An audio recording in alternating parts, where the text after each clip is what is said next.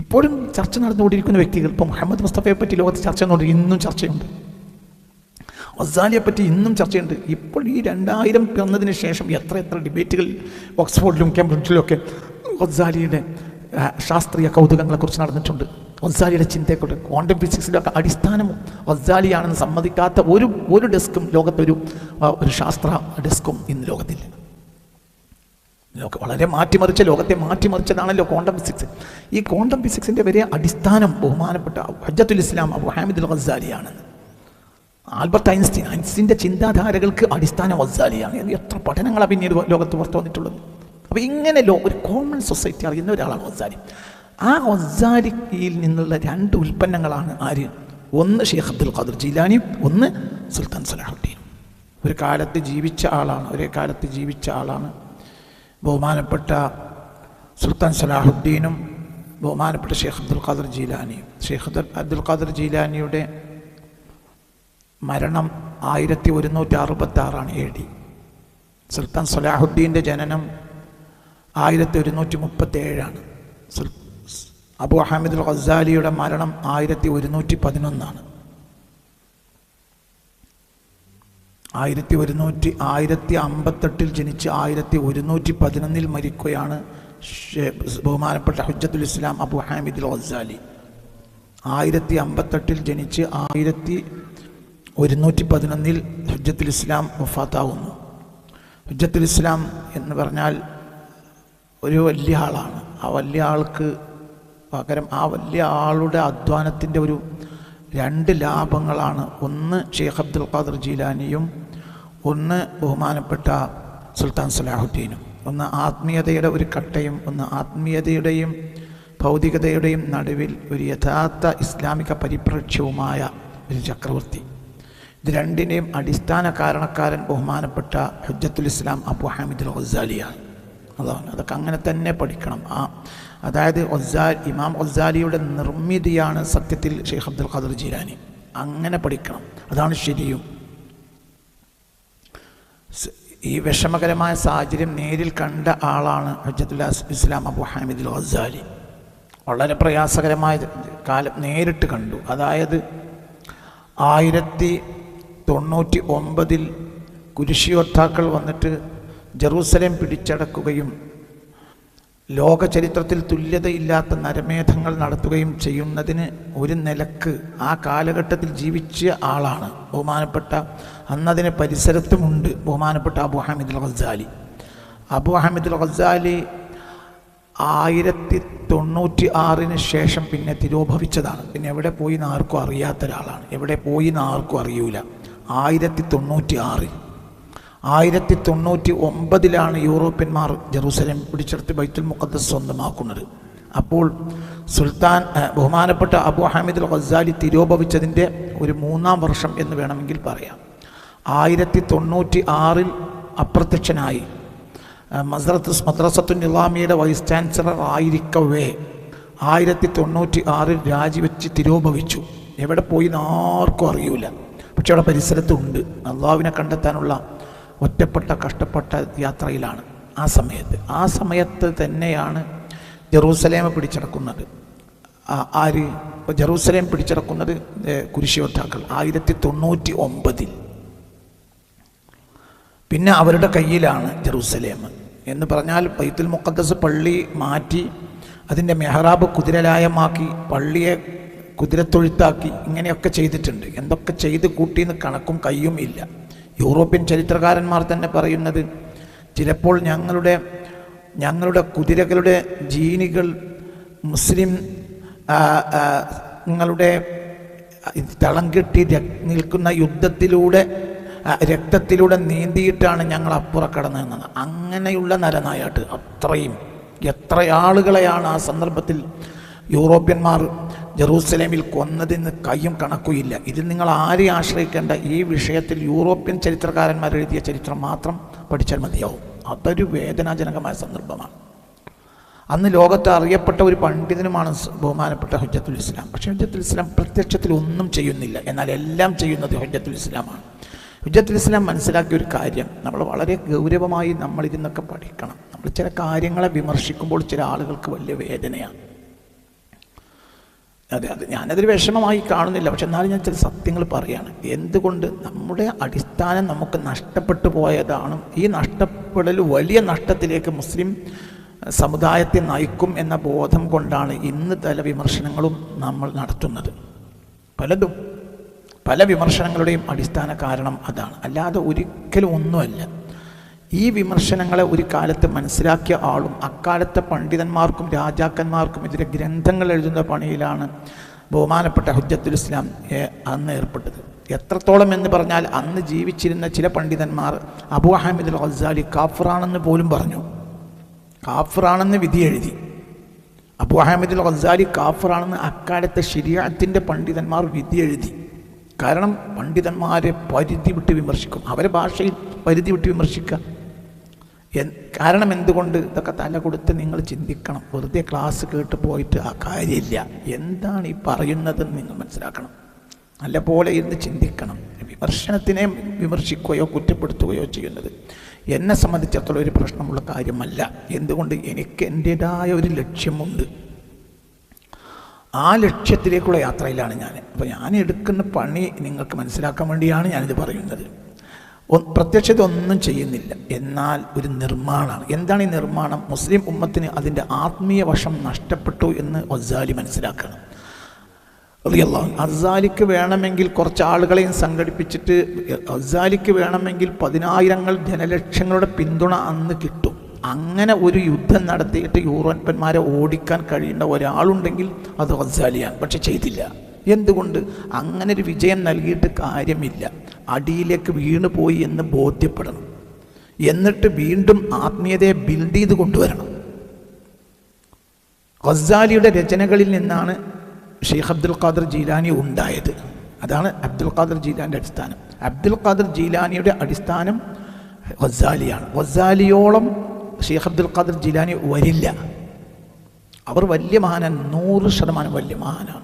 പക്ഷേ മുസ്ലിം ഉമ്മത്തിൻ്റെ 2ാം പിറവി ഇമാം ഗസാലിയിലൂടെയാണ്. അങ്ങനെ ഒരാളെ ലോകം അറിയൂല. ഇപ്പോൾ ലോകം എല്ലാം അറിയുന്ന ഒരാളാണ് മുഹമ്മദ് മുസ്തഫ.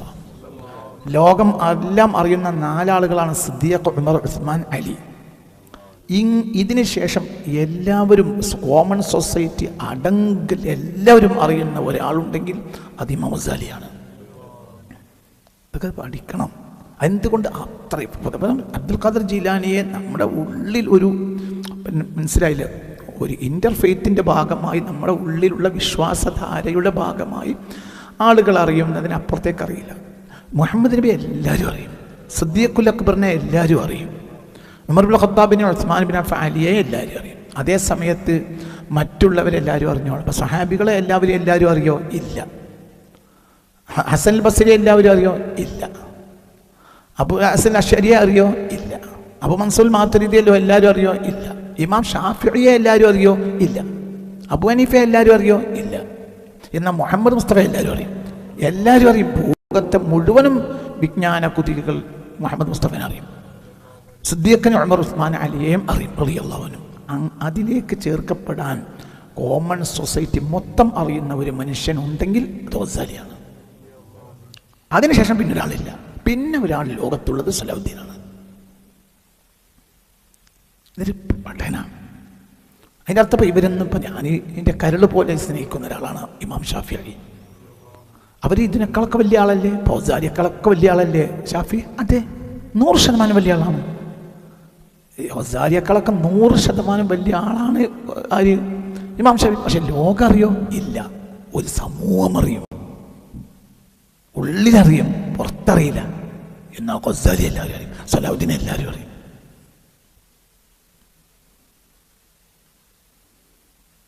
വളരെ ചിന്തിക്കണം. അല്ല, ഒരേ സമയത്ത് സ്കോളറാണ്, എല്ലാമാണ്.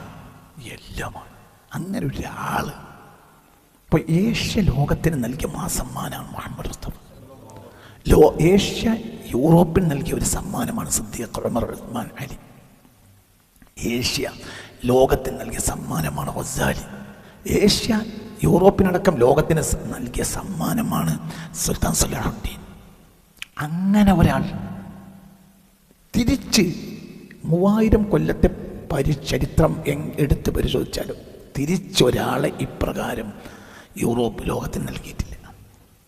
നിങ്ങൾക്ക് ഒരു ഡിബേറ്റ് ഞാൻ തയ്യാറാണ്. ഇല്ല. അതിലൊരു അവസാനത്തെ ആളാണ് സുൽത്താൻ സലാഹുദ്ദീൻ. ഏഷ്യ ലോകത്തിന് നൽകിയ അവസാനത്തെ സമ്മാനം. അതിൽ പകരം ഒരാളില്ല, മുസ്ലിം പക്ഷത്തില്ല. അങ്ങനത്തെ ഒരാൾ. ഇത് വല്ലാത്തൊരു സമ്മാനമാണ്. അപ്പം ഇതിൻ്റെയൊക്കെ അടിസ്ഥാനം എന്ന് പറഞ്ഞ ഗസാലിയാണ്. ഇപ്പോഴും ചർച്ച നടന്നുകൊണ്ടിരിക്കുന്ന വ്യക്തികൾ, ഇപ്പം മുഹമ്മദ് മുസ്തഫയെ പറ്റി ലോകത്ത് ചർച്ച ഇന്നും ചർച്ചയുണ്ട്. ഗസാലിയെ പറ്റി ഇന്നും ചർച്ചയുണ്ട്. ഇപ്പോൾ ഈ 2000 പിറന്നതിന് ശേഷം എത്ര ഡിബേറ്റുകൾ ഓക്സ്ഫോർഡിലും കേംബ്രിഡ്ജിലുമൊക്കെ ഗസാലിയുടെ ശാസ്ത്രീയ കൗതുകങ്ങളെക്കുറിച്ച് നടന്നിട്ടുണ്ട്. ഗസാലിയുടെ ചിന്തയെക്കൊണ്ട് ക്വാണ്ടം ഫിസിക്സിലൊക്കെ അടിസ്ഥാനം ഗസാലിയാണെന്ന് സമ്മതിക്കാത്ത ഒരു ഡെസ്കും ലോകത്തൊരു ശാസ്ത്ര ഡെസ്കും ഇന്ന് ലോകത്തില്ല. വളരെ ലോകത്തെ മാറ്റിമറിച്ചതാണല്ലോ ക്വാണ്ടം ഫിസിക്സ്. ഈ ക്വാണ്ടം ഫിസിക്സിൻ്റെ വലിയ അടിസ്ഥാനം ബഹുമാനപ്പെട്ട ഹുജ്ജത്തുൽ ഇസ്ലാം അബു ഹാമിദുൽ ഗസാലിയാണ്.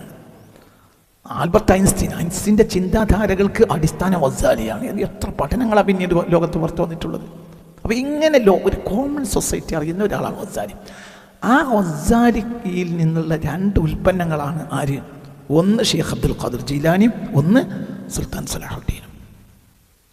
അപ്പോൾ ഞാനതിൻ്റെ മുമ്പ് പറയുകയാണെങ്കിൽ വലിയൊരു ലോകം പറയണം, പിന്നീട് പറയാം ഇൻഷാ അല്ലാഹ് നമ്മൾ സഹായിച്ചാൽ.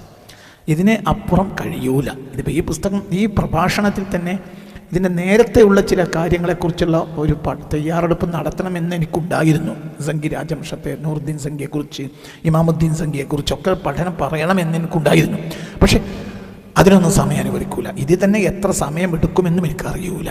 നിങ്ങൾ എൻ്റെ മുന്നിൽ ഇരുന്നോളണമെന്നുമില്ല. ഞാൻ ഈ പ്രഭാഷണം പൂർത്തിയാക്കിയിട്ട് അവസാനിക്കുള്ളൂ. കുറച്ച് നേരം നീളാനും സാധ്യതയുണ്ട്. പക്ഷേ ഇതൊരു ഒറ്റ പ്രഭാഷണമാണ്. അതങ്ങനെ തന്നെ, അതായത് പഠിക്കുന്നവർക്ക് ഇതിൽ നിന്ന് പഠിക്കണം. അത്ഭുതമാണ് ഗസാലി, സുൽത്താൻ സലാഹുദ്ദീൻ ഒരു അത്ഭുതമാണ്. ഇത് എവിടുന്ന് മനസ്സിലാക്കണം? ഇപ്പോൾ ഉദാഹരണം പറയാം. എനിക്ക് വളരെ താഴ്മയോട് കൂടെ പറയാനുള്ളത്, ഒരിക്കലും ഈ ആത്മീയതയിൽ നിന്നല്ലാതെ ഇങ്ങനെ ഒരു നിർമ്മിതിക്ക് കഴിയൂല. അത് പഠിക്കന്നെ വേണം. എങ്ങനെയാണ്? ഇപ്പോൾ നാളെ നമ്മൾ തുടങ്ങാൻ ഉദ്ദേശിക്കുന്ന ഒരു പ്രഭാഷണമുണ്ട്. ഒരു ആത്മീയതയുടെ നിർമ്മിതിയാണത്. ആ നിർമ്മിതിയിൽ എല്ലാവരും പങ്കുചേരണമെന്നാണ്. ഇപ്പോൾ സുന്നി, മുജാഹിദ്, ജമാഅത്ത് ഒന്നും വ്യത്യാസമില്ലാതെ എൻ്റെ ഈ പഠനത്തിൽ പങ്കുചേരണം. എല്ലാവരും അത് കേൾക്കണം. തുടക്കത്തിൽ നിങ്ങൾക്കത് അങ്ങനെ അന്ന് ഇഷ്ടപ്പെട്ടോളുന്നില്ല. പക്ഷെ നിങ്ങൾക്ക് അവസാനം സമ്മതിക്കേണ്ടി വരും, ഈ മനുഷ്യൻ പറഞ്ഞത് സത്യമാണ്. ഇൻഷാ അല്ലാഹ് എൻ്റെ ഉൽപ്പത്തരല്ല.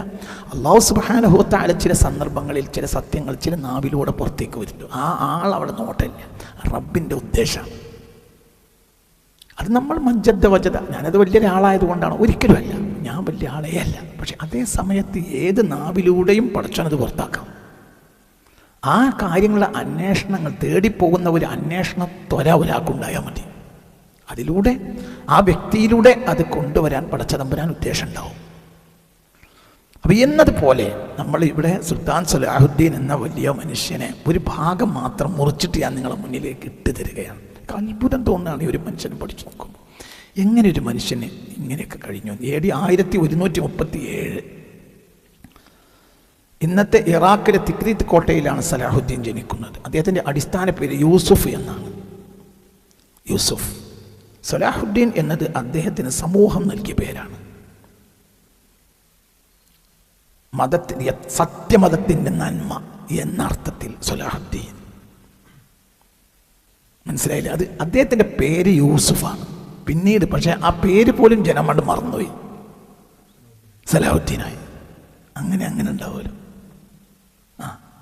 അതെ മനസ്സിലാവേണ്ട പറഞ്ഞത്. ആ മനുഷ്യൻ്റെ പേര് യൂസുഫ് എന്നാണ്. പക്ഷെ കാലഘട്ടത്തിൽ ആ മനുഷ്യൻ്റെ പേര് സമൂഹം അങ്ങോട്ട് മാറുന്നു. സലാഹുദ്ദീൻ എന്ന കാലഘട്ടത്തിൽ അദ്ദേഹത്തിന് സമൂഹം നൽകിയ സത്യമതത്തിൻ്റെ നന്മ എന്നാണ് ആ വാക്കിൻ്റെ അർത്ഥം. അദ്ദേഹം റവാദിദ് ഗോത്രത്തിൽപ്പെട്ട കുർദിഷ് മുസ്ലിം കുടുംബ അംഗമാണ്. അദ്ദേഹത്തിൻ്റെ പിതാവ് നജ്മുദ്ദീൻ അയ്യൂബാണ്. അയ്യൂബ് അവരുടെ കുടുംബമാമമാണ്. അമ്മാവൻ്റെ പേര് അസദുദ്ദീൻ ഷിർകൂഹ് എന്നാണ്. തിക്രീത്ത് കോട്ടയിലെ, ഇന്നത്തെ തിക്രീത്ത് കോട്ട നിങ്ങൾക്കറിയാം, സുൽത്താൻ സലാഹുദ്ദീൻ ജനിച്ച കോട്ടയാണിത്. ഇറാഖിലെ പ്രമുഖമായ ഒരു കോട്ടയാണ് തിക്രീത്ത് കോട്ട. അവിടുത്തെ ഉദ്യോഗസ്ഥന്മാരാണ് ബാപ്പയും അമ്മാവൻ. ബാപ്പ നജ്മുദ്ദീൻ അയ്യൂബാണ്, അമ്മാവൻ അസദുദ്ദീൻ ഷിർകൂഹ. അവർ ആ കോട്ടയിലെ തൊഴിലാളികളായിരുന്നു, അവിടുത്തെ ഉദ്യോഗസ്ഥന്മാരായിരുന്നു. ഇമാദുദ്ദീൻ സംഘി രാജവംശത്തിലെ ഇമാദുദ്ദീൻ സംഘിയുമായും പിന്നീട് നൂറുദ്ദീൻ സംഘിയുമായും ഒക്കെ ഇവർക്ക് വലിയ ഒരു ബന്ധം ഉണ്ട്.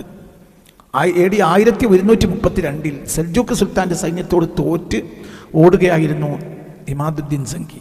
ആ ഇമാദുദ്ദീൻ സംഘിക്ക് അന്ന് കോട്ടയുടെ ഗവർണറായിരുന്ന നജിമുദ്ദീൻ അയ്യൂബ്, അന്ന് കോട്ടയിലെ ഗവർണറാണ്, അദ്ദേഹം അവിടെ അഭയം കൊടുത്തു ഇമാദുദ്ദീൻ സംഘിക്ക്. സ്വന്തം രാജാവിൻ്റെ തൃപ്തി പോലും പരിഗണിക്കാതെ ഇമാദുദ്ദീൻ സംഘി എന്ന തോറ്റോടുന്ന രാജാവിന് കോട്ടയിൽ അഭയം കൊടുത്തു ബാപ്പ നജിമുദ്ദീൻ അയ്യൂബ്. മാത്രമല്ല സൈന്യത്തിന് കോട്ടയിൽ അഭയം നൽകി. മാത്രമല്ല അവർക്ക് ടൈഗ്രീസ് നദി കടന്ന് സുരക്ഷിതമായി അവരുടെ നാട്ടിലെത്താനുള്ള എല്ലാവിധ സൗകര്യവും നജിമുദ്ദീൻ അയ്യൂബ് അവർക്ക് ചെയ്തു കൊടുത്തു. ഈ സംഭവം സംഘി കുടുംബവും സലാഹുദ്ദീൻ്റെ കുടുംബവും തമ്മിൽ ഒരു ബന്ധമുണ്ടാകാൻ കാരണമായി. അതുകൊണ്ട് തന്നെ പിൽക്കാലഘട്ടത്തിൽ സംഘി കുടുംബം പ്രത്യേകമായി ഈ കുടുംബത്തെ ആദരിച്ചു. ഇന്നത്തെ ലെബനാനിലെ ബാൽബക്കിലാണ് വിദ്യാഭ്യാസ കാലഘട്ടത്തിൽ, ചെറിയ പ്രാഥമിക വിദ്യാഭ്യാസ കാലഘട്ടത്തിൽ സുൽത്താൻ സലാഹുദ്ദീൻ കഴിയുന്നത്. കാരണം ആ നഗരത്തിൻ്റെ ഗവർണറായി സംഘി രാജകുടുംബം നജമുദ്ദീൻ അയ്യൂബിനെ നിശ്ചയിച്ചു. അതായത് സുൽത്താൻ സലാഹുദ്ദീൻ്റെ ബാപ്പയെ നിശ്ചയിച്ചു. 1139 മുതൽ 37 ജനിച്ചു. രണ്ടാമത്തെ ബാപ്പ, കുട്ടിക്ക് 2ാമത്തെ വയസ്സുള്ളപ്പോൾ ബാപ്പ ബാലബക്കിലെ ഗവർണറായി. ഒരു ഉന്നതമായ കുടുംബമാണ് അവർ എന്നർത്ഥം. ബാലബക്ക് നിങ്ങൾക്ക് ഞാൻ ചില ഭാഗങ്ങളിൽ ബാലബക്കിനെ പഠിപ്പിച്ചിട്ടുണ്ട്, ബാലബക്കിനെ വിശദമായി പറഞ്ഞിട്ടുണ്ട് പണ്ട് പല പ്രസംഗങ്ങളിലും. ഇനിയും ഒരു പക്ഷേ വേണമെങ്കിൽ വരാം. അതൊരു വല്ലാത്ത ഒരു ചരിത്രമുള്ള നഗരമാണ് ബാലബക്ക്, ലെബനാനിലാണ്. ബാൽബക്ക് എന്നൊക്കെ പറയും, ബാൽബക്കല്ല, ബാൽബക്ക് എന്ന് പറയാം, ബാലബക്ക് എന്ന് പറയാം. അറബിയിൽ ബാലബക്ക് എന്ന് പറയുന്ന പ്രദേശം ലെബനാനിലാണ്. അതൊരു പ്രമാദമായ പ്രദേശമാണ്. അതൊരൊറ്റ വാക്കുകൊണ്ട് പറയാനും പറ്റുകയുമില്ല. വലിയ സംഭവമാണ് ആ പ്രദേശം. അവിടുത്തെ ഗവർണറായിരുന്നു, ബാപ്പയായിരുന്ന സുൽത്താൻ ഇമാദുദ്ദീൻ സംഘിയുടെ ഗവർണറായി ബാലബക്കിൽ ലെബനാനിൽ ജീവിച്ചു. ആ കാലഘട്ടത്തിലെ പ്രാഥമിക വിദ്യാഭ്യാസം മുഴുവനും യൂസുഫ് എന്ന ഈ കുട്ടിക്ക് ബാലബക്കിലാണ്. പിന്നീട് ഡമാസ്കസിലേക്ക് പോയി. ഉപരിപഠനത്തിന് അദ്ദേഹം ഡമാസ്കസിലേക്ക് പോയി. പ്രധാനമായി ഈ കുട്ടി അക്കാലഘട്ടത്തിൽ രാജാക്കന്മാർ, ഗവർണർമാർ, സൈനിക തലവന്മാർ, സൈന്യം, അവരുടെയൊക്കെ മക്കൾ യുദ്ധകാര്യങ്ങളാണ് കൂടുതൽ അഭ്യസിക്കുക. എന്നാൽ അത്തരം കാര്യങ്ങൾ, യുദ്ധകാര്യത്തിൽ ചെറിയ പാഠവുമൊക്കെ ഉണ്ടായിരുന്നെങ്കിലും അതിനേക്കാൾ താല്പര്യം ഖുർആനും ഹദീസും പഠിക്കാനായിരുന്നു സലാഹുദ്ദീൻ്റെ കുട്ടിക്കാലത്ത്. മാത്രമല്ല വലിയ വിജ്ഞാന താല്പരനായിരുന്നു അദ്ദേഹം. ഖുർആൻ പഠിച്ചു, ഹദീസ് പഠിച്ചു, ഇസ്ലാമിക നിയമങ്ങൾ ശരിയാണ്. അദ്ദേഹത്തിനും നമ്മൾ തമ്മിൽ വലിയൊരു ബന്ധമുണ്ട്. അദ്ദേഹം ഷാഫിഇയാണ്, നമ്മളും ഷാഫിഇകളാണ്. അദ്ദേഹം അശ്അരിയാണ്, നമ്മളും അശ്അരിയാണ്. അദ്ദേഹം ഖാദിരിയാണ്. ഖാദിരി ഇത് മനസ്സിലാവില്ല പറഞ്ഞത്. ഒരേ കാലത്താണ് ജീവിച്ചത്. 1137 സലാഹുദ്ദീൻ ജനിച്ചു. 1193 വഫാത്തായി. 1193 വഫാത്താവുന്നത്. 1137 ജനിച്ചു. 1193 വഫാത്തായി. 56ാമത്തെ വയസ്സ് വഫാത്തായി. 1166 ബഹുമാനപ്പെട്ട ഷെയ്ഖ് അബ്ദുൽ ഖാദിർ ജീലാനി വഫാത്താവുന്നത്. അതായത് ഷെയ്ഖ് അബ്ദുൽ ഖാദിർ ജീലാനി വഫാത്താവുമ്പോൾ സുൽത്താൻ സലാഹുദ്ദീന് 29 വയസ്സെങ്കിലും ഉണ്ടായിരിക്കും. അവർ മുആസിരീങ്ങളാണ്, ഒരേ കാലക്കാരാണ്. അപ്പോൾ ഇങ്ങനെയൊക്കെയുള്ള ബന്ധം, ഇതൊക്കെ ശരിക്കും മനസ്സിലാക്കണം. ഇതൊക്കെ ഇന്ന് നമ്മൾ നഷ്ടപ്പെട്ടു പോയി. ഇപ്പം ഒരാൾ ഖാദിരിയാണെന്ന് പറഞ്ഞാൽ അവനെ നമ്മൾ കളിയാക്കുക. ദീനിൻ്റെ ഈ ഭാഗത്തോട് യാതൊരു ബന്ധവും ഇന്ന് മുസ്ലിയാക്കന്മാർക്ക് പോലും ഇല്ല. അതുകൊണ്ട് തന്നെ സമൂഹത്തെ ഇനി ഔന്നത്യത്തിലേക്ക് കൊണ്ടുപോകാൻ പണ്ഡിതന്മാർക്ക് പോലും കഴിയില്ല. എന്തുകൊണ്ട്? ദീനിൻ്റെ ഈ പ്രത്യക്ഷമായ നാട്യങ്ങളാകുന്ന നിസ്കാരാദി നോമ്പിന് അപ്പുറത്തേക്കുള്ള ഒരു ബന്ധം, ആത്മാവിനെ ശുദ്ധീകരിക്കുന്നൊരു ബന്ധം പണ്ഡിതന്മാർക്ക് പോലും നിലവിൽ നഷ്ടപ്പെട്ടതുകൊണ്ട് ഒരു ഇസ്ലാമികമായ ഒരു ബിൽഡിങ് ഇനി കഴിയൂല, ഒരിക്കലും കഴിയൂല. അത് വലിയ കാര്യമാണ്. അത് നഷ്ടപ്പെട്ടെന്ന് മനസ്സിലായിട്ടില്ല. ഇപ്പം ഇത്തിരി ചെറിയൊരു മുറിയിൽ ഈ ക്ലാസ് നടത്തുന്നതിൻ്റെ പിന്നിൽ എന്തത് വലിയതായി നടത്തിക്കൂടെ? എനിക്കൊരു വാശിയാണ്. നാളത്തെ പ്രസംഗം അടക്കം നാളെ വലിയൊരു പ്രഭാഷണം തുടങ്ങുകയാണ് ഈ ചെറിയ സദസ്സ്. എന്തുകൊണ്ട്? കേൾക്കേണ്ടവർ വന്ന് കേട്ടാൽ മതി. കേൾക്കേണ്ടവർ കേട്ടാൽ മതി. ഇരുന്നുറങ്ങാനുള്ള സൗകര്യം ഉണ്ടാവണ്ട എന്നെനിക്കൊരു വാശിയാണ്. കേൾക്കേണ്ടവർ കേട്ടാൽ മതി. അതിന് ആദ്യം കേൾക്കണം എന്നുണ്ടെങ്കിൽ നഷ്ടപ്പെട്ടു എന്ന് ബോധം വേണം. അദ്ദേഹത്തിന് പ്രത്യേകത, അദ്ദേഹം ഒന്ന് സുന്നി, ഷാഫിഈ, അശ്അരി, ഖദരി ഇത് നിറഞ്ഞു നിൽക്കുകയാണ്. അപ്പോൾ അങ്ങനത്തെ ഒരു മനുഷ്യന് അവിടെ വിജയിക്കാൻ കഴിയും, ഇനിയും കഴിയും. അതേ സമയത്ത് നമ്മൾ പിന്നീട് നേതാവാക്കുന്ന ആളുകളെ പറ്റി എന്ത് നന്മയാണ് അവർക്കൊക്കെ ഉള്ളത്. അതുകൊണ്ടൊരു ബിൽഡിംഗ് കഴിയൂല. ഒരു ആത്മീയ അംശം ഇല്ല. അതിൽ പിൽക്കാലഘട്ടത്തിൽ വന്ന ഒരു ദുരന്തമാണത്. ഒരു ആത്മീയ അംശം ഇല്ലാതെയാവുക, ആത്മീയതയെ ഒരു ഗൗരവമായി കാണുക എന്ന സമ്പ്രദായം പോലും ഇല്ല. എവിടെ യൂറോപ്യന്മാർ കൈവച്ചോ അവിടെ തന്നെ കൈവക്കുക എന്നൊരു ശൈലി ഉണ്ടായി. അവിടെ നിന്ന് നമ്മൾ മാറിയിട്ടുമില്ല. അപ്പോൾ പറഞ്ഞാൽ നിങ്ങൾക്ക് ദ്വേഷമായി പോകുന്നതുകൊണ്ട് ഞാൻ പറയാത്തത്. ഞാൻ തിരിച്ചു പോയി എൻ്റെ വായിലെത്തിയത് ഞാൻ മടങ്ങിപ്പോരാണ്. വളരെ നമ്മൾ ചിന്തിക്കണം, വളരെ ചിന്തിക്കണം. അതാണ് 20-ാം നൂറ്റാണ്ടിൽ മുസ്ലിം ഇന്ത്യ പരിചയപ്പെടുന്ന ഏറ്റവും വലിയ സ്കോളർ മുഹമ്മദ് അലി ജിന്നയാണ്. ഈ മനുഷ്യന് ആത്മീയതയുമായി ഒരു ബന്ധവുമില്ല, ഒരു ബന്ധവുമില്ല. ആ മനുഷ്യന് ദീനുമായി ഒരു ബന്ധവുമില്ല, കേവലം ഒരു സ്കോളറാണ്, അത്ര തന്നെ. ഈ ആളെ ഇമാമാക്കിയിട്ടാണ് ഒരു നൂറ്റാണ്ടിലേറെയായി ഇന്ത്യൻ മുസ്ലിങ്ങൾ മുന്നോട്ട് പോയത്. എങ്ങനെ നന്നാവും? അപ്പോൾ പിഴച്ചുപോയി. ഇത് പറഞ്ഞാൽ ഒരു നമ്മളെ ഉപരോധിക്കും. അത് നിങ്ങൾക്ക് വിഷയമല്ല, എന്നെ സംബന്ധിച്ചുള്ള വിഷയമല്ല. ചെയ്ത് അങ്ങനെ ഒരുങ്ങി നടക്കുക ഇന്ന എന്ത് തരം വിഷയമില്ല. ഞാൻ ഈ ആഴ്ച പോലും ഒരു ആത്മീയത, ഉദാഹരണം ഗാന്ധിജി വിജയിച്ചു എന്ന് പറയാൻ കാരണം ഗാന്ധിജിയുടെ ആത്മീയ സ്പർശം ഒരു മനസ്സിലാവേണ്ട പറഞ്ഞത്. ഗാന്ധിജി വിജയിക്കാൻ കാരണം എന്താ? ഗാന്ധിജി എന്നാൽ വിജയിച്ചിട്ടുണ്ടല്ലോ. എന്താ ഗാന്ധിജി വിജയിച്ചത്? ഗാന്ധിയുടെ ആത്മീയവശമാണ്. അങ്ങനെ ഒരാളെ നമുക്ക് പരിചയപ്പെടാൻ പോലും കഴിയുന്നില്ല. നമ്മൾ യൂറോപ്പ് എവിടെ പരിചയപ്പെട്ടു അവിടെ നമ്മൾ തിരിച്ചു വരാം. അപ്പം ചുരുക്കത്തിൽ സുൽത്താൻ സലാഹുദ്ദീൻ എന്ന യൂസുഫ് എന്ന കുട്ടി പിന്നീട് പഠിക്കാൻ പോകുന്നത് ഡമാസ്കസിലാണ്. ഡമാസ്കസിൽ നിന്ന് ഖുർആനിൽ അപൂർവമായ കഴിവ് നേടി ഹദീസ് നിയമങ്ങൾ, ഹദീസുകൾ പഠിച്ചു, ഇസ്ലാമിക നിയമങ്ങൾ ശരിയാ പഠിച്ചു, അറബി കവിതകൾ, ജിയോമെട്രി, യൂക്ലിഡിയൻ മാത്തമാറ്റിക്സ് ഇതിലെല്ലാം പഠിച്ച് അപാരമായ പാണ്ഡിത്യം നേടി. മാത്സിലൊക്കെയുള്ള അദ്ദേഹത്തിൻ്റെ അപാരമായ അക്കാലത്തെ യൂക്ലിഡിയൻ മാത്സിലൊക്കെ അത്യാവശ്യം ഉണ്ടായിരുന്ന അപാരമായ അദ്ദേഹത്തിൻ്റെ കഴിവുകൾ പിൽക്കാലഘട്ടത്തിൽ രാജകീയ ചർച്ചകളിൽ വരെ മുഴച്ചുന്നത്.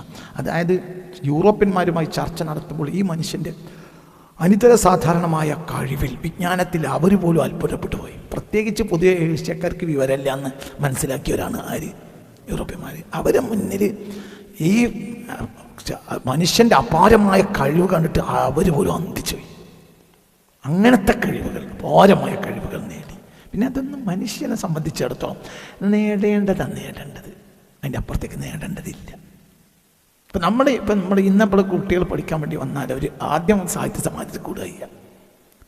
അള്ളാഹു ഒരു വ്യക്തിയെ കൊണ്ട് ഒരു സമൂഹത്തെ സമുദ്ധരിക്കാൻ തീരുമാനിച്ചാൽ ഈ പ്രസംഗം അദ്ദേഹത്തിൻ്റെ പാഠവുമാവും. അയാൾ പ്രസംഗിച്ച്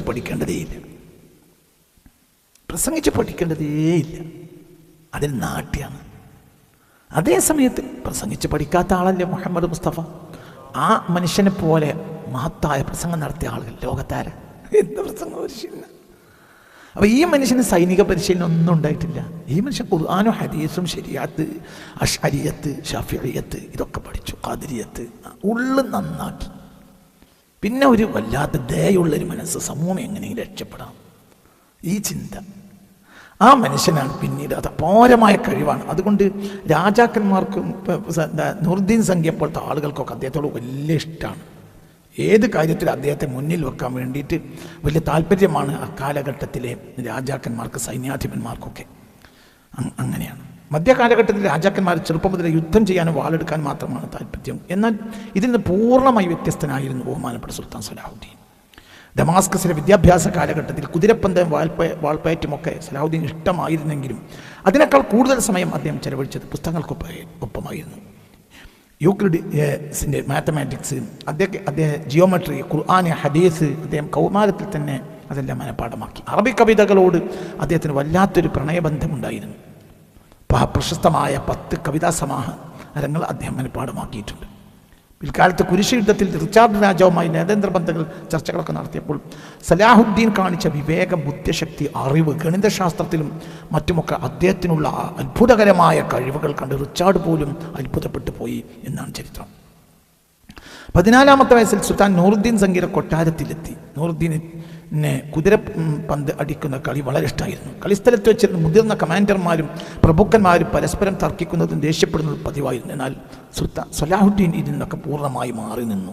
അദ്ദേഹം കളിയിലൊക്കെ പങ്കെടുത്തിരുന്നുവെങ്കിലും വളരെ വിവേകത്തോടുകൂടെയും നീതിയോടുകൂടെയും കാര്യങ്ങളെ നോക്കിക്കാണുന്നില്ല. വളരെ ശാന്തനായ വ്യക്തിയായിരുന്നു.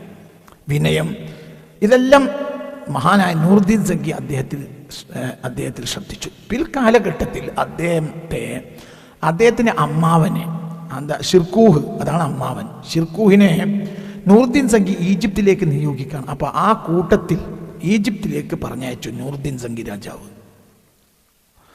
ഈജിപ്തിലേക്ക് പറഞ്ഞയച്ചു. ഈജിപ്തിലേക്ക് പോകാൻ യഥാർത്ഥത്തിൽ സുൽത്താൻ സലാഹുദ്ദീന് ഇഷ്ടമുണ്ടായിരുന്നില്ല. 1164 ഷിർകൂഹ് ഈജിപ്തിലേക്ക് നൂറുദ്ദീൻ സംഗി നിശ്ചയിക്കുന്നത്. അവിടെ ചില പ്രശ്നങ്ങളുണ്ടായപ്പോൾ അതിനെ അമർച്ച ചെയ്യാൻ വേണ്ടിയിട്ടാണ് നൂറുദ്ദീൻ സംഗി ഷിർകൂഹിനെ നിശ്ചയിക്കുന്നത്. ഷിർകൂഹ് എന്നാൽ അദ്ദേഹം വലിയ ഒരു സൈനിക കമാൻഡറുമാണ്, സുൽത്താൻ സലാഹുദ്ദീൻ്റെ അമ്മാവനുമാണ്. അപ്പോൾ ഈ കുട്ടി എൻ്റെ കൂടെ വരണം എന്ന് രാജാവിനോട് പറഞ്ഞു. പക്ഷെ കുട്ടിക്കാട്ടെ അന്ന് 1164 ആ യാത്ര, ഈജിപ്തിലേക്കുള്ള യാത്ര. 1164 എന്ന് പറയുമ്പോൾ 1100 അദ്ദേഹത്തിന് ഏകദേശം 27 വയസ്സാണ്. ആ സമയത്താണ് ഈജിപ്തിലേക്ക് സൈന്യത്തിൻ്റെ ഷിർകൂഹിൻ്റെ സൈന്യത്തോടു കൂടെ സഹായിയായി പോകുന്നത്. ചില ചരിത്രകാരന്മാർ പറയുന്നത് കാര്യമായി ഒരു യുദ്ധത്തിലൊന്നും അദ്ദേഹത്തിന് താല്പര്യമുണ്ടായിരുന്നില്ല. അമ്മാവൻ്റെ ഷൂ തുടച്ചു കൊടുക്കും, അമ്മാവൻ്റെ കോട്ട് നന്നാക്കി കൊടുക്കും, അമ്മാവൻ്റെ കൂടെ നിന്ന് കൊടുക്കും, അമ്മാവൻ പറയുന്നത് ചെയ്തു കൊടുക്കും. അങ്ങനെയൊക്കെയാണ് ആ യുദ്ധത്തിൽ, അതായത് ഈജിപ്തിൽ ചില പ്രശ്നങ്ങളുണ്ടായി. ആ പ്രശ്നങ്ങളെ അമർച്ച ചെയ്യാൻ വേണ്ടി നൂറുദ്ദീൻ സംഗി റഹ്മത്തുള്ളാഹി അലൈഹി ഷിർകൂഹിനെ ഈജിപ്തിലേക്ക് നിശ്ചയിച്ചു.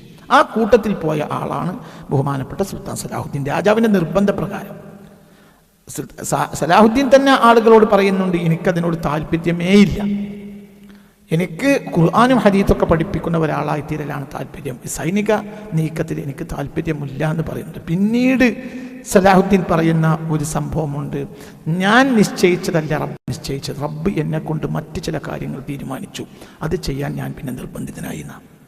കുല്ലും മുയസ്സറുൻ ലിമാ ഖുലിഖ ലഹു എന്നൊരു ഹദീസുണ്ട്. അത് ആപ്തവാക്യം പോലെയാണ്. ഒരാളെ നിശ്ചയിക്കപ്പെട്ടത് അയാൾക്ക് എളുപ്പമായി തീരും. ഒരാളെ എന്തിന് നിശ്ചയിച്ചോ അത് അയാൾക്ക് എളുപ്പമായിരിക്കും. ഭയങ്കര ഒരു വാക്കാണ്, അതൊരു ഹദീസാണ്, പക്ഷെ അത് ആപ്തവാക്യം പോലെയാണ്. അത് വല്ലാത്തൊരു വാക്കാണ്. കുല്ലും മുയസ്സറുൻ ലിമാ ഖുലിഖ ലഹു. ഒരാളെ സൃഷ്ടിക്കപ്പെട്ടത് അയാൾക്ക് എളുപ്പമാക്കപ്പെടും. അത് അവിടേക്ക് അയാൾ എത്തും, അയാൾ അങ്ങോട്ട് എത്തും. അയാളുടെ ഉള്ളിൽ കിടക്കുന്നതായിരിക്കും ഒരു ചിന്ത, പക്ഷെ ആ ചിന്തയെ പിന്നീട് ഉയർത്തിക്കൊണ്ടുവരും. അയാൾ അതിന് നിശ്ചയിക്കപ്പെട്ട ആളായിരിക്കും. ചരിത്രത്തിൽ അങ്ങനെ എത്ര ആളുണ്ട്. അപ്പോൾ ഖുർആൻ ഹദീത്തും ഗണിതശാസ്ത്രവും ജിയോമെട്രിയും ഒക്കെ പഠിച്ചിട്ട് അത് പഠിപ്പിക്കുന്ന ഒരു ഉസ്താദാകലായിരുന്നു സലാഹുദ്ദീൻ്റെ ആഗ്രഹം. ബാപ്പയും കുടുംബമൊക്കെ വലിയ സൈനിക നേതാക്കന്മാരും സൈനിക നീക്കുന്ന രാജാവിൻ്റെ ആളുകളും ഗവർണർമാരും കമാൻഡർമാരും ഒക്കെയാണ്. പക്ഷെ അതിലൊന്നും ഇക്കുട്ടിക്ക് താല്പര്യമില്ല, അതൊക്കെ അറിയും, താല്പര്യമില്ല. പക്ഷെ പടച്ചോ നിശ്ചയിക്കുന്നതാണ്. പിന്നീട് ലോകം കണ്ട മറ്റൊരാളെന്ന് പറഞ്ഞാൽ ഒരു മൂന്നാമത്തെ ഉമർ, ഒന്നാമത്തെ ഉമർ ഖത്താബ് ആണെങ്കിൽ, രണ്ടാമത്തെ Umar Umar bin Abdul Aziz ആണെങ്കിൽ, മൂന്നാമത്തെ ഉമർ സുൽത്താൻ സലാഹുദ്ദീനാണ്.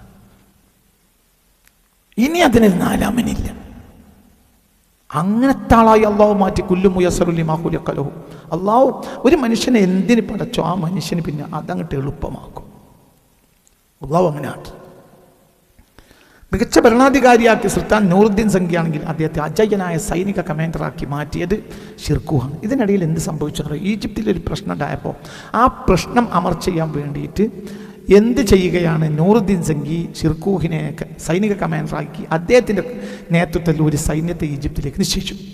ആ കൂട്ടത്തിൽ രാജാവിൻ്റെ കൽപ്പന പ്രകാരം പോകാൻ നിർബന്ധിതനായി ആര്, സലാഹുദ്ദീൻ. പക്ഷേ പിന്നീട് സംഭവിച്ചതെന്നാൽ 1164 ആ യാത്ര. ഈ യാത്ര വന്ന് ഈജിപ്തിലേക്ക് പ്രവേശിച്ചു. അവിടെയുള്ള ചില സൈനിക നടപടി നടക്കുന്നതിനിടയിൽ ഷിർകൂഹ് രോഗബാധിതനായി. പിന്നെ ഷിർക്ക് നാട്ടിലേക്ക് തിരിച്ചുപോയി. സൈന്യത്തെ ആരെ ഏൽപ്പിച്ചു? സലാഹുദ്ദീനെ ഏൽപ്പിച്ചു. പിന്നെ സൈനിക കമാൻഡറാകാൻ നിർബന്ധിതനായി. ശിർകുത്തിനെ തിരിച്ചു വന്നില്ല, മരിച്ചുപോയി. രാജാവിനാകെ ഏറ്റവും ഇഷ്ടപ്പെട്ട ശാന്തനും സൽസ്വഭാവിയും വിജ്ഞാനിയും നീതിമാനുമായ സൈനിക കമാൻഡറാണ് ആര്? സലാഹുദ്ദീൻ. അപ്പോൾ രാജാവ് ആളെ മാറ്റിയില്ല. അപ്പോൾ അതിലിട്ടം പെട്ടുപോയി. ആഗ്രഹിച്ചത് എന്താ? ഒരു ഉസ്താദായി ജീവിക്കാനാണ്. പക്ഷെ അതിലാണ് പെട്ടുപോയി. പക്ഷേ ഈ മനുഷ്യൻ അടിസ്ഥാനപരമായി നീതിമാനാണ്. ഒരു മനുഷ്യൻ അടിസ്ഥാനമായി വേണ്ട എന്താ? നീതിയാണ്. എവിടെ ഗാന്ധിജി വിജയിച്ച നീതിബോധമാണ്, ഉറപ്പ്. എന്താണ് ഈ ആത്മീയതയുടെ അടിസ്ഥാനം? നീതിബോധം. നിസ്കരിക്കലല്ല. നിസ്കാരം കൊണ്ട് ആരാ നന്നായത്? നീതിയുടെ കൂടെ നിൽക്കുന്ന മനസ്സാണ്. നിസ്കാരം കൊണ്ട് ഒരാളും നന്നാവില്ല, നാശാവില്ല. അത് സത്യമാണ്. നിസ്കാരം നിർത്താൻ വേണ്ടി പറയല്ല. ഇതൊക്കെ ഇതിൻ്റെ ഉള്ളു പഠിക്കണം. ഇനി ഒരാൾ ജീവിതത്തിൽ റക്കാത്ത് നിസ്കരിച്ചില്ലെങ്കിൽ പടച്ചോൻ പുറത്തെടുക്കാനേ ഉള്ളൂ. പക്ഷെ നീതിക്കെതിരെ പടച്ചോൻ പുറത്തുക്കൂല. അത് അടിമകളെ അവകാശമാണ്. പടച്ചോൻ തൊട്ടുകൂല. നിസ്കാരം പടച്ചോൻ്റെ അവകാശമല്ലേ? എന്നിട്ട് നിസ്കാരം ഞാൻ ജീവിതത്തിൽ റക്കാത്ത് നിസ്കരിക്കാത്തവനെ അള്ളാഹ് പുറത്തെടുത്തുകൂടെ? കാരണം അതിന് സമൂഹത്തിന് ഒന്നുമില്ലല്ലോ. അത് ആരുടെ അവകാശമാണ്? അള്ളാൻ്റെ അവകാശമല്ലേ? അള്ളാഹ് പുറത്തൂടെ? നീതി സമൂഹത്തിന് അവകാശമല്ലേ? അതിൽ അടിമയുടെ ഹക്കിൽ അവ തൊടൂലല്ലോ. അപ്പോൾ ഒരു ആത്മീയത എന്ന് പറഞ്ഞാൽ എന്താ? നിസ്കാരം. ഇന്ന് നമ്മൾ ഔലിയാപ്പട്ടം ചമഞ്ഞ് നടക്കുന്നവരൊക്കെ ഒരു അലിഫറിയാത്തവരാണ്.